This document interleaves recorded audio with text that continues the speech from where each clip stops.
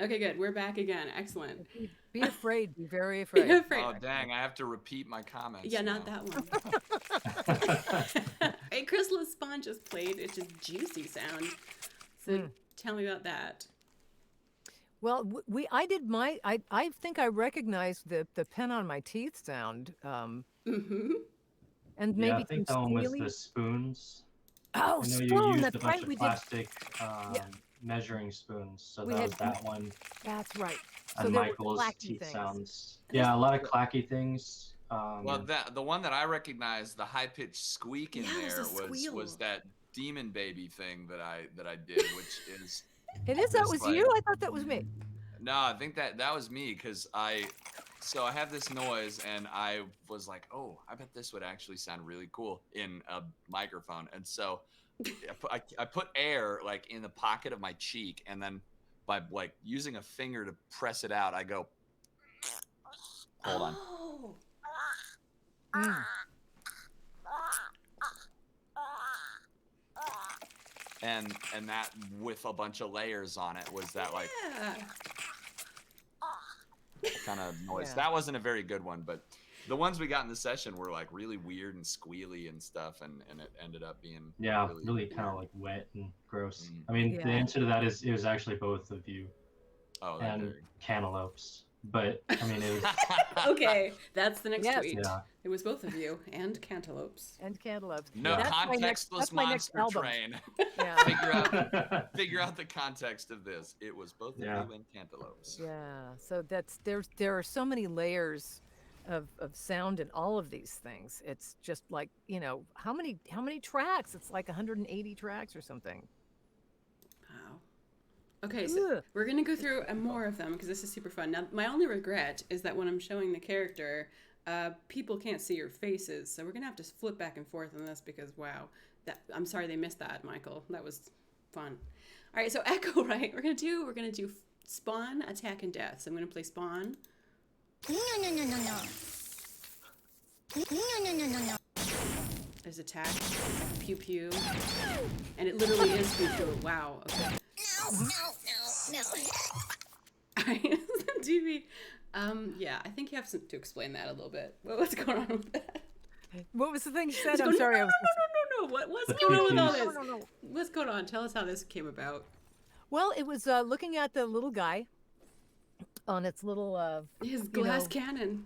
on his glass cannon that makes me think of like a super jet ski thing and the doodads and everything. So he's a little speedster is really what it was. And this is where Jordan and Brendan, it's like Michael said, it's like, let's try this. And they're like, yeah, let's go for that. Because it was just making something up that went with that. Luckily, we get the art in advance. Okay. So we actually get a chance to relate to it for a while. And like Michael said, we end up, because of this game in particular, we end up kind of keeping a mental catalog of incidental sounds we've made during the day that may work for this game. So it just is an ongoing process of this massive sound Rolodex that we keep. And so with this guy, he got to have a voice. We don't get to use words very often in this. But he was allowed because no is kind of universal, that or the new sound, and pew pew. I mean, come on, because that's what it was. It's like, okay, we need an attack, and I was just like pew pew pew, and they're like, okay, that's awesome. Yes. Okay, real question. I'm sensing a theme here. If you're the sort of person that walks around your house, goes down the hallway, makes bizarre sounds, so your partner looks at you and says, "What are you doing over there?" Is this like a voice actor? You should be a voice actor if that's your life and how you were. I know almost every voice actor that I know is either undiagnosed but obviously ADHD or medicated ADHD. To the point that like I was playing a round of another game with some other actor friends, and we all started talking, and we had a moment where we were like, wait, are we literally all of us are medicated for ADHD? Wow. So I'm not going to say it's a prerequisite, but Helpful. I think it's something like just a compulsion to make these goofy noises, or like I don't know, but I've literally been doing it my whole life, and and I was maybe one of the reasons I got into metal music. I was a metal singer for like a decade too. And so then Incredibly awesome. I mean, I rock bring star. that side to it too, is Yeah. marrying all the crazy metal noises with all these crazy just ADHD brain noises, and then we got like she said, the Rolodex. Yeah, you just keep track of this stuff. And I was a stage actor for years. And so when I would be working on a role, I would actually have to iterate the accent if I were doing an accent on stage. And I would just incorporate it into my daily speech so that it would be completely fluent and not dependent on the lines in the play. So everything I would say. So I mean, I've subjected my family to Italian accents and Swedish accents and high class English accents and low class English accents and I mean, just Irish accents. It becomes a 24-hour thing so that I'm thinking in that accent. And so if you're an actor, it's like your family's used to it. My poor parents had to deal with me recording stuff and playing it backwards or twice the speed and all this kind of stuff. It's like, do you have to make that much noise? And it's like, actually, yes. One more time. Pew, pew. Okay. Back to the characters. So let's move to... We did have, so we're going to jump to the Apex Imp. Why not? So let's do Apex Imp Spawn.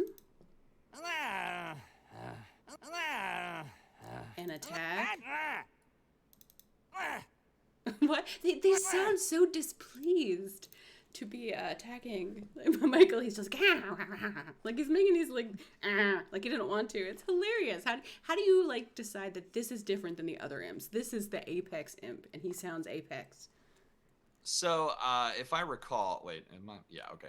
So if I recall, during the session, we were like kind of contrasting the champions and the demon guys that we'd already done, and with the very high pitched and kind of raspy little imps that were like kind of stuff. And so we're thinking Apex Imp then is the like middle ground between them. So they're kind of growing up into the demons. So the whole vibe with him, then we were like, wait, we can make him distinct by making him this grumpy teenager. So because he's like not quite a demon yet, but he's big enough, apex enough to feel like he's superior to all the little imps. So we just took that vibe of just him being a grumpy teenage like imp that wants to be a demon but isn't yet, and made that his whole vibe. And there's really not a ton of processing on that one compared to the Chrysalis stuff, where he's just and so that's just where we went. Nice. I'm sorry, I'm having a cat crisis. I'm like doing an audio stream and the purr is going to be... I hear so the purr. sorry. I'm trying to... Record it! Oh, I see. Hold on, here we go. That's me, bud. All right, go, cat, not for this one. Okay. So, Brendan, tell us about, like, a little more about Apex Imp, because we're not really going into who these characters are. The assumption is that you've played, but this one maybe you don't know. Tell people about Apex Imp. Apex Imp is exactly what Michael said. Imp in puberty. That Imp was, in puberty. I think, like So the high level design direction for that was just Imp in puberty. And so we have Apex Imp and a few other new characters, new rare units in the existing clans. And from the audio perspective, that was another point of, we want these all to sound distinct. The designs, obviously, we want to feel cool, but like they fit in those factions.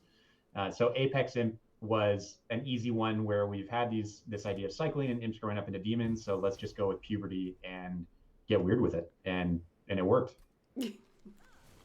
Very cool. All right, Jordan, we're going to jump to you for a few minutes and then come back for more sounds.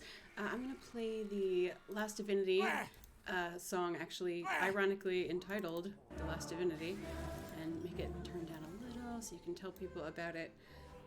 So you've built a lexicon of sounds now and music and, kind of the excitement levels for different bosses. How does this song come about, and how did the previous music kind of shape that?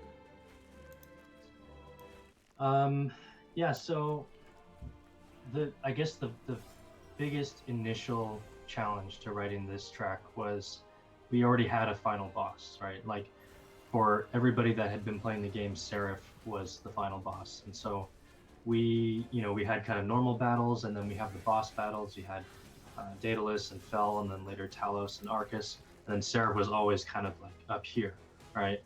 And so we spent a lot of time, Brennan and I spent a lot of time like thinking, well, how can we actually elevate it? Like, should we try and make it bigger than Seraph? Would that cheapen, all the effort that we put into making Seraph what it was? And ultimately, it is kind of big and epic, but we decided to go in more of like a nostalgic direction. I think I was mentioning earlier, we had the advantage of Monster Train having been out, and so people knew some of the music already. And so I decided to pull in basically 2 existing themes that I thought were kind of core to the lore of Monster Train, and create 2 new themes. And that's what that track is. It's a new old. That's literally the structure of that song. So we start with some choirs and stuff that was kind of integral to the sound palette, or the lexicon, as you say, of Monster Train. And then we go into basically a hyped up version of the Clan Select, which is the very first piece of music that you hear in the game. And my thought was, wouldn't it be cool if like these were kind of bookends, right? Like you start hearing this track, and every time, like, everybody is going to hear this, when you're picking your clan. Everybody that makes it to the Last Divinity should recognize that. So that was kind of the thinking behind using that one. And then the other thing we brought back was, I think it was the Frozen River Styx, or Beyond the Styx was the name of it. And there's a chord progression there that we also used in the credit song, which we recorded prior with Brendan and Brendan's wife, Betsy. And she's the one on vocals there, if you haven't heard it. But that track is literally about the descent and kind of the repeating cyclical nature of this game, just sort of coming home, doing the same thing, repeating the cycle. I thought there wasn't a better choice for a theme to bring back for the main, or I guess the final boss of this. So it's those 2 themes and then 2 new things all together. So that's it. Yeah, that's beautiful. How did you get the entire choir? I mean, how does that work when you're recording, I assume, from a distance in these times, and you've got them singing this? What's the process like? The answer is that's not a real choir. That's a sampled instrument. So I saw somebody earlier ask if I hired an orchestra, and I didn't. I have a lot of composers now, we have these sample libraries that are sampled from real instruments or real vocalists and things, and we're just playing on a keyboard. It's not nearly as cool as you think. Literally just It's kind of actually like cooler that you can do this Yeah, without being able just to wait tell. for the next DLC, full orchestra, and that's the dream, right? That's the dream. when Monster Train #1 on Steam. That'll happen. It's been there before. We'll sample all the VO and let him play it on the keyboard, so it's like this massive. Yeah, you better Make a sample library of us on your voices. keyboard. Yeah. Seriously. That'd be cool. Well, I mean, the one little Easter egg that I did for myself was the Last Divinity sound effects themselves, the actual sound effects for that creature. It does have both of your voices in it. It has Betsy's voice in it. It has samples of music that were written, almost a year ago. Stuff that basically was just kind of like, this is it. So, I don't think anybody can hear it, but just as a fun little. I'm playing Spawn. Is that it? Spawn? Yeah, the spawn, Yeah. the spell cast sounds. It's just like a big cacophonous mess of voices and glass, basically. Yeah. And that's kind of Okay, they can hear it now. Good. Mhm. All right, well, let's jump back to some of our monsters here. And we were doing Apex, and now we have a Glug Slider. I gotta tell you, this is a super popular character. Appearing a lot in Discord for their various things. He's a very memorable chap. So we're gonna play Glug Slider Spawn.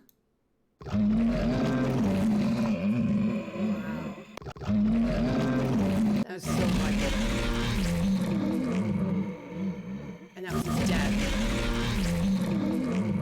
That's kind of scary, Michael. What? How did you do that? That's scary when he dies. Again, I'm listening to this on my side for. Yeah, it's like a roaring kind of weird sound. This is the first time I've heard the final sounds. Oh. Wow, I sound awesome. You do. so I'm there's that aforementioned metal techniques, right? No, so there's a number of layers in that again, and some of them are these just really guttural inhales that are like kind of stuff, and then some of it is like let me listen to it again. Let's see it here. Yeah, you can hear that really raspy kind of thing layered on that kind of noise. And then some of it is like more exhaled, I think, which was like to give it more of that bassy kind of grumble down there. So when you stick it all together and add some squishy noises, there you go. I'm a Glug Slider. We did so much more inhaling on this set. Lots of inhales. Yeah. Lots of inhale. I mean, well, I was going to say, I think I did a bunch of inhales on the last set too, just because some of the demons, I feel like to get stuff that's very inhuman, you almost have to do inhales because it just comes across to the ear a lot less natural. it's so wrong. Yeah. Yeah, so wrong. Right. Yeah. So, but yeah, there was a lot of inhales on this one and just a lot of percussive stuff and trying to figure out ways to make noises with meat that you haven't made before and sound really cool. Trying to get it to sound like an insect, having insects in mind, that kind of thing, or insectile and otherworldly things. A lot of I was thinking that I was going to blow my voice out because I was going to have to do out, but instead with the inhale or just bringing air in was so much weirder. I'm convinced that it's there. Yeah, that's the DB technique. God, I love that. You're awesome. Jordan's face when you do that is the best. We got to do monsters together for System Shock too. I can't say any more than that, but like getting to direct her is so much fun. And working with you is just awesome too. Yeah. But yeah, it's just these crazy. And just crazy, stupid noises that are so much fun. Yeah. But I'm convinced that they're probably not healthy for your voice. But like, there's just no. Unlike I teach classes on doing these kind of voices, and most of them like exhale. There's ways to do exhaled voices that are safer. Like you can put the gravel instead of your vocal folds on your false chords down there. That's a different part of your anatomy. But you can't do that really for inhales. So these like, that's just your normal vocal folds just being like ground into dust together. So, it'll probably catch up to me in a few years. But but then we'll sound really awesome. Yeah, really cool. So. Most people have to smoke cigarettes for 40 years. Yeah, All we have to do is go. We just smoke video games. That's it. Let's take a couple of questions from our chat, and then we'll jump back to some more monsters here. Code Johan asks, what inspired the Umbra sounds? Either of you? I think, were you the Umbra? I was the Umbra champion, dude. Well, maybe this is a Brendan question because I think from a high level, there's so much stuff going into it. Yeah. And DB was the morsels, Michael was the champion. You guys both had super crucial roles with the Umbra. Yeah, didn't we do that? Yeah, we had different things for that. Yeah. Yeah. So as I think we talked about this before, a big inspiration for the Umbra was Spirited Away. So the morsels were kind of like the sip balls, and Penumbra either subconsciously is kind of like Kamaji, and the morsels we wanted to feel kind of like the imps, where they're on the lighter and more fun side. And giving each of them personality, and then having that contrast with the Gorgers. Like we knew that the Umbra was going to be have a super wide range of really, really gross and sharp, and then these kind of lighter, cuter things. So trying to really push it in either direction with Michael doing the harsher stuff and DB doing the morsels and the lighter and cuter stuff made sense. And then later on switching it so that they would do each other's roles to make it to kind of fill in the gaps.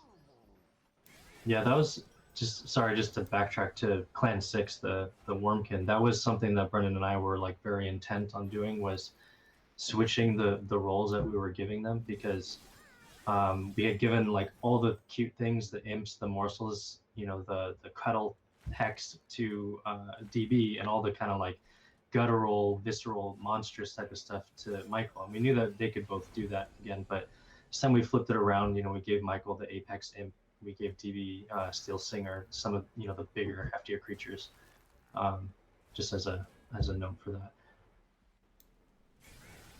All right, here's one from Amphi DSF. I hope that answered the question for you, Coach Johan. I think so.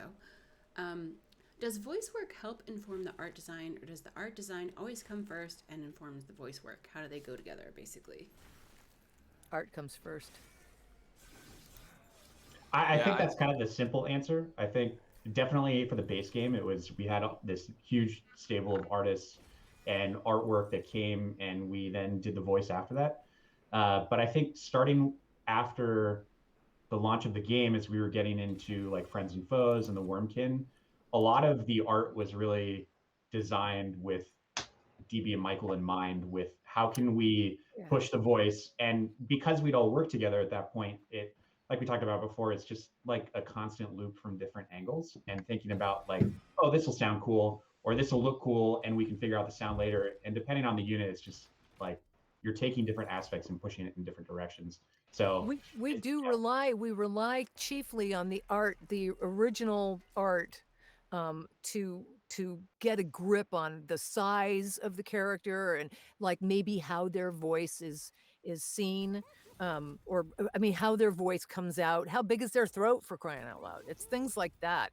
How many teeth, and do we hear your teeth, and all of those things. So we rely on the concept art. And then I've noticed that that the art that finally makes it into the game is then also has morphed based on what the sounds we've made.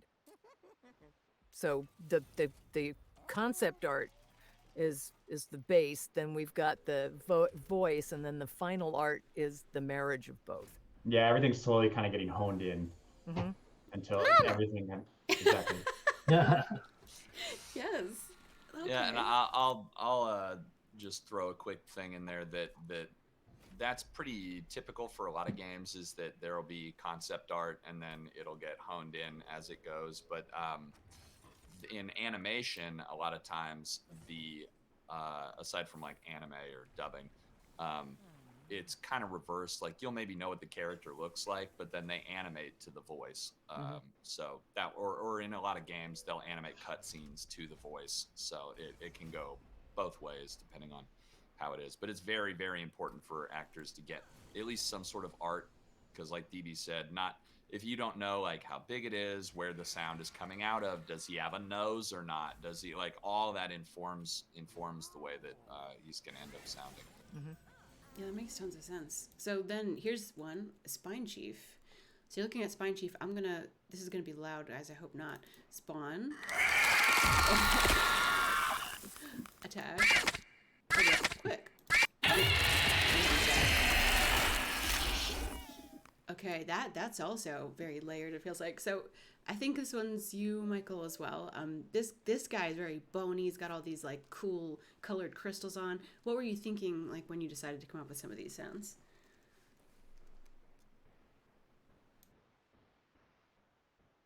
Sorry, I was listening. It was taking my sounds a little longer to go through.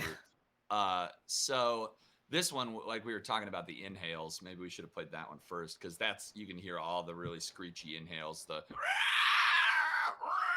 kind of that on the top. But then that was also the ones that we were doing a lot of clicky noises for. So I was doing a lot of like inhales while I'm literally like drumming on my teeth, and so I was going like and like stuff like that for some of those. And the attacks themselves very quick, punchy, like kind of sharp inhales that then get layered with some other stuff. So it's honestly not very dissimilar from what you hear with Seraph. But with Seraph, we were just trying to make him very squawky and birdy. Whereas this, we're trying to make it very shrill, like the sound maybe when you boil a lobster or something. Screechy. That Do lobsters infantile. make sound when you boil them? They did Yeah, terrible. but It's traumatic. It's man. I hear it's because they don't actually have a way of vocalizing. It's the sound of the air inside, or the steam inside them coming out through the chinks in their La, la, la, la, exoskeleton. la, you're not listening to you. Help me, DB! Oh, I hate you. Well, you'll get your chance to retaliate. We're going to jump to Chrysalis, which is something you guys both did together. So this time, Chrysalis is here, and... Wow, that's just rugged. Yeah. All right, we did Chrysalis, I think. Sorry. Let's jump to Kinhost. Kinhost is also fun. All right, Kinhost. Chrysalis, we don't need you. Oh, that's cool. Yeah. I think, was that thing I did that was like from Homestar Runner? The, that thing? Was that in there? Where they have somebody who's like gets squashed by something and it's just dust. So it's that dust sound. Oh, I think we used that on gosh, why am I forgetting the name? Echo Right. Okay. Yeah, on the like all the hits and deaths and stuff. Yeah. This guy sounds a little like I don't know, like some kind of dropping sound or glass sound, or like maybe I don't know, bamboo. Like... There were plastic measuring spoons. Oh, okay. Yeah, I have a set of plastic measuring spoons, which have. Oh, but I also got the metal ones. I got the metal measuring spoons and the plastic measuring spoons, and I stuck them in my mouth, so they were making a. Kind of that sound. Actually sounds pretty close, like just right there. That's a cool noise. A couple things. Yep. And yeah, did we? I don't even think we did any Jello for this one, did we? I can't remember. Did we drown anybody? Not this time. But the Jello worked really nicely for the Umbra. All the eating noises and. You ate Jello for one of them? Yeah, well, that was. It's the way to.